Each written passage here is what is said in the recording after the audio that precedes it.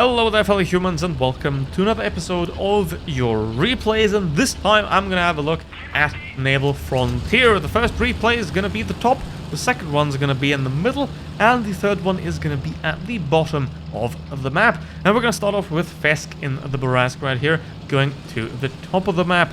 Now, obviously, if you want to send me your replays, put them on my Discord server, link to that down in the video description. Now, the Barask, everyone's pretty much already familiar with the statistics. It has no armor, it does have a 2-shot autoloader with 320 alpha damage, pretty bad penetration, and not great weapon handling, but the 2-shot burst capability is how this vehicle does really well. Now, what is the most important thing in any battle, any map ever? Why can you essentially skip every map guide? Well, map control is the most important thing, right? Any map guide is always only going to be able to tell you so much, because obviously every battle is going to be different. But the most important thing that applies to every single map, every single battle, is that the more you control the map, the more you can control the match and the outcome of the match as well. If you're all stuck together in a tiny place, or, well, you go into the city on Middleburg, for example, you don't really have much impact on the outcome of the battle. It's up to the enemy team whether they want to convert their advantage or not, right? But once you gain map control, you already have quite a big advantage. You only have to convert that into a victory, and even that sometimes doesn't happen, because this is World Tanks Blitz we're talking about, and 60% win rate is already pretty great, and the fewest of people manage to get anywhere close to 70, and anybody above 70 probably has like a platoon rate of 90%. So you're never going to win all battles, but all you have to do is control the map and then use that map control, use that knowledge to move around the battlefield and get better shots, do more damage, and then get more wins. Because, like, you're never going to win it all. It's impossible. You just have to win the ones that matter most of the time. Now, in this case, Fesk has now switched sides completely because the enemy team has moved through the heavy side and is now trying to gum through the middle, which isn't really the greatest of ways of playing, because first of all they're down one tank, and they're also at the low ground, and you don't really want to be in the low ground most of the time unless you have like an IS-7 or any Soviet tank above you that can't fire it down because they don't have gun depression. But in the majority of cases you do want to be on the high ground, because it is going to be somewhat of an advantage. Like that on the heavy side over there, you also have some sort of high ground. The KV-5 is in the central regular tank destroyer position. Now the Skoda drops down. He's pretty much screwed, but Fesk decides to just haste the shot and actually not hit it right there, which means it is now a 4 versus 4. Two of the enemy heavies are very low, and they're in the cap circle, announcing their position to everyone around them. So that should be quite easy to deal with. However, the KV-5 is very healthy and also very dangerous, because Fesk is already a one-shot. And here's a quick thing about camo rating. Don't worry too much about camo rating while moving or while stationary. The camo rating that matters the most is the camo rating while firing. Because obviously you can sit in a position like this, as a Barask or as any other medium tank at 240 meters, you can sit here and you won't be spotted.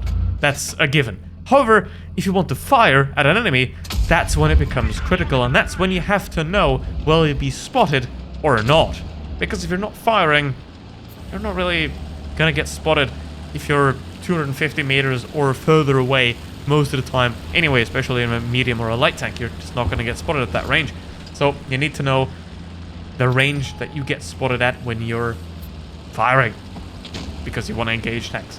Now, Fesk has realized that the Defender Mark 1 is coming around, so he's trying to go away. Now the Defender has refocused himself on the T-34, and he's empty, and he's dead. Very nice shot right there, and after 4,200 damage, only the Tiger II remains, and it's a collision course that the Tiger will lose. 4,500 damage in the Barask. Nicely traverse around the map, take control, take the space, and use the space to perfection. That is one way to play Naval Frontier. And next up we have Dark Lord in the G-Sor, which, like the Barask, doesn't really have any armor whatsoever. I mean, it does in certain parts if you hit it badly, but most of the time this thing has no armor whatsoever. It also has a 2-shot autoloader with 350 alpha damage, 2.5 seconds intra-clip. It is a Hesh gun, which means it doesn't have a real premium penetration. It has Hesh as premium ammo, which means the penetration is lower. So 248 standard though is pretty good, so it is definitely workable. But obviously it is nowhere near as mobile as, for example, a Barask, so you'll need to play it a lot more carefully. And in this case, if you look at the minimap, this battle, the exact opposite is the case from a last battle.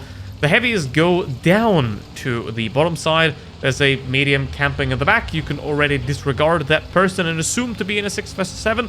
And yeah, now you have to essentially push out of those choke points at the bottom, because this is not really a very advantageous position, because there is a lot of places at the top of the map where you can take very good positions to stop this right here from happening. So the team essentially has to break out, and they do push essentially into the enemy spawn to just, again, invert the entire situation right here.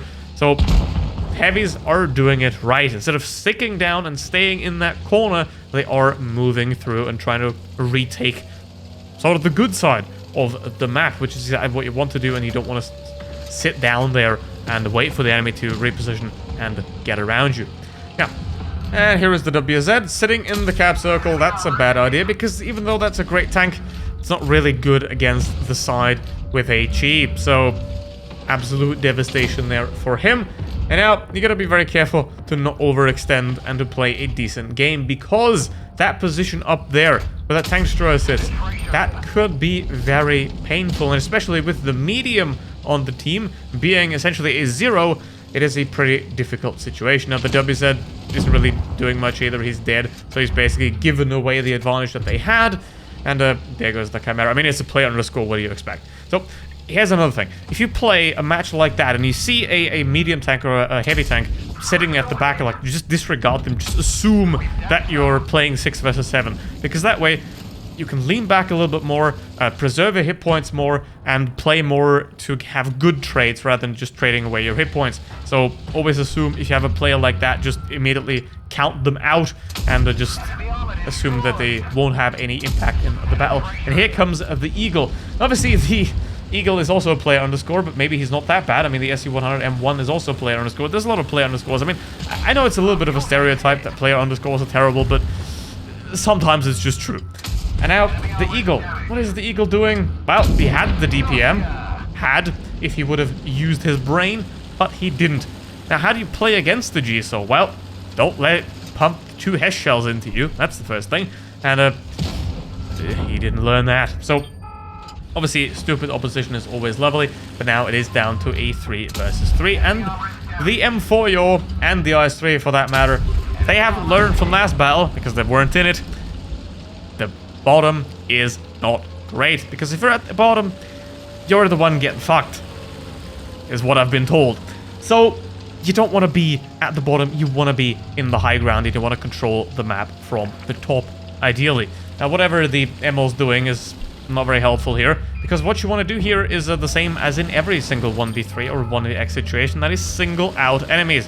Keep your hit points, keep your high ground, ideally, and single out enemies, because otherwise that's going to happen where 2 enemies fire at you at the same time, you can't return it in time, and you will lose a lot of hit points. Now 333 hit points is not a good place to be at in AG, so with no armor whatsoever, especially because the ship can kill you at that point. Now he screws it up from the bottom, and he doesn't, yeah, should have, at that point, that one is justified, because if you kill the ship, then the ES-75 TS fires, you can take your time. Obviously, in a situation like this, under pressure, you're gonna fire. However, take your time and relax, like the ML says right there as well. And now 4,700 damage there, and only an E-75 TS. Both are one-shots. So how do you deal with this situation?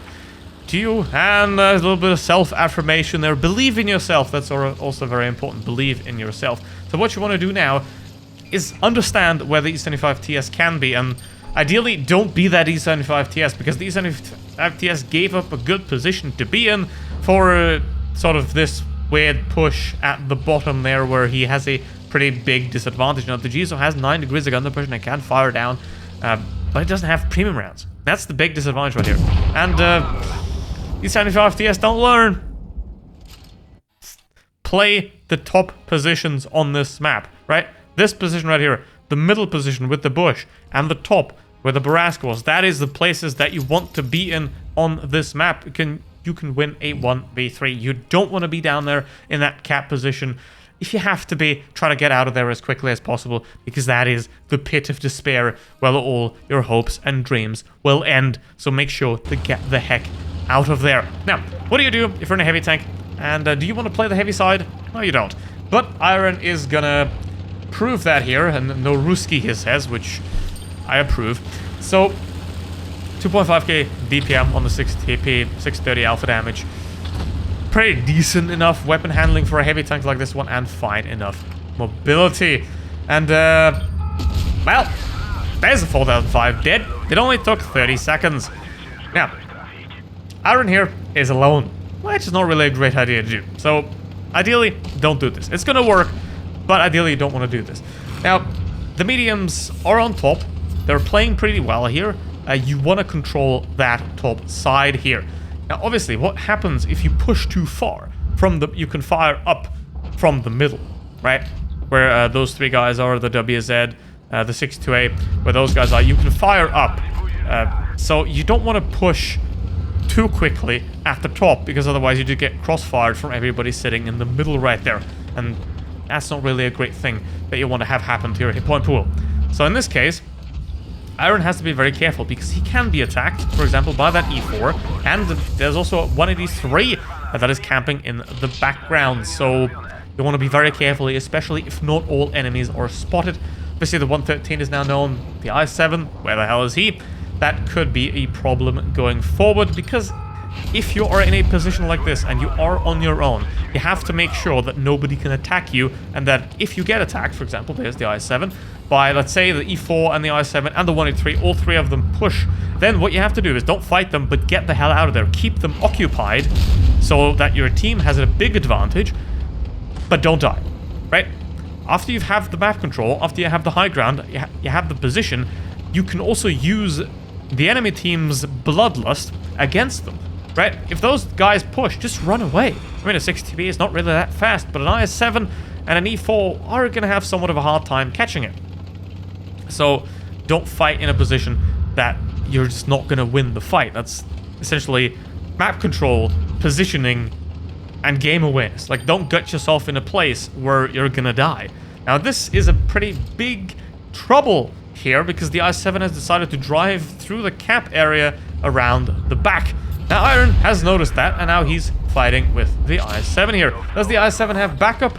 Well, he might have from the 183, but hey, did you see that at the top? The 183 just fired and killed a teammate in the Sheridan, which means that he's currently occupied. So this is a 1v1, and you want to focus yourself on that. So what you want to do is not be that I-7. You want to target your shots precisely, right?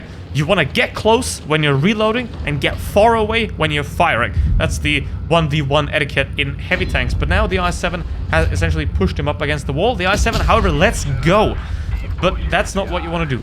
That's not what you want to do. You do not want to let go if you are reloading, right? If you're reloading, you want to get close in, you want to wiggle your tank, you want to use your turret armor to confuse the enemy as much as possible. However, then when you're firing, you want to get away to get a shot into the cupolas or the lower plate and all the sort of easy areas of the enemy tank, right? You don't want to do that. Now, the I-7, he can't angle, because in an I-7 you drive straight, right? Because if you turn an I-7, it becomes weaker. So he doesn't know how to angle his I-7 either, and he shoots essentially down into the turret there, which doesn't make any sense. So he tried, but it didn't work out in the end. And again, he's firing into the turret of the 6TP, and he has to reverse now as well. Don't be the guy that has to reverse, right? And he also gets blown up for good measure as well. In a 1v1 like that, you don't want to be the guy that has to reverse, because reverse is always slower than forward, of course, unless you're the what's it called in Blitz? I don't know, the leprechaun tank. So it's the archer and well, thanks PC. So angry corner, that one, the angry corner. Unless you're in the angry corner, you don't want to be the guy that reverses constantly, because reversing is slower, and yeah. But now in a 1 versus 1 against a 113, and what do you want to know about a 113? Well, it has lower alpha damage than a 60p, that's the first thing. So you want to make this a trade fight, essentially, that you get out more shots than the enemy. You don't want that guy to get close, especially when he's on a lot more hit points. And again, the 113, he just drives out in some random open positions, which doesn't make any sense, and it's not how you want to play the map, especially like this. And now he drives down into the ditch of hell.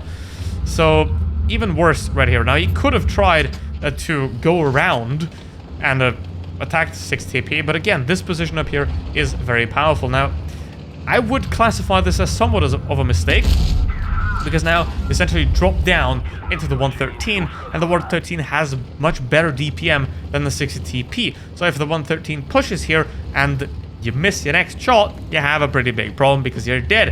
However, the 113 decides to push. He's still at the bottom, but in this case, both fluff the shot. And what you want to do now, you're at the top here. Push down into him, or just get past him. And now get lucky and don't get shot. And now it's time to reload. The 113, rightfully so, backs up, trying to get the turret in position, right? Because now the 6 TP can't go down. And that didn't... That wasn't enough. 18 hit points left. Go Ram. 43 versus 18. And... the dropping off the high ground essentially cost them the match.